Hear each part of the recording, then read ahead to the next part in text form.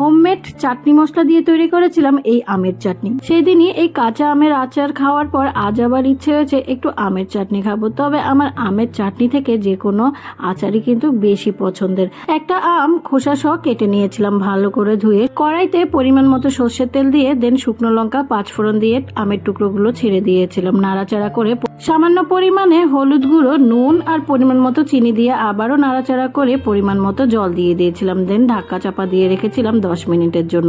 10 minute পর ঢাকাটা তুলে নিয়েছি। ভালো মতো আমগুলো এর মধ্যে সেদ্ধ হয়ে গেছে আর চিনিটাও কিন্তু আমের মধ্যে ভালো মতো ঢুকে গেছে। চাটনিটা একটু গাঢ় করার জন্য সামান্য পরিমাণে জল নিয়ে একটু ময়দা গুলে দিয়ে দিয়েছিলাম। সবশেষে দিয়েছি হোমমেড চাটনি মশলা। এই হোমমেড চাটনি মশলা তোমরা চাইলে আমার আচারের শর্টস ভিডিও থেকে দেখে নিতে পারো। একই ধরনের খাবার না জানি কত রকম ভাবে তৈরি করা যায়, তাই নয় কি? তোমরা এই আমের চাটনি কে কিভাবে তৈরি করো আমায় কিন্তু অবশ্যই কমেন্ট করে জানাতে ভুলো না।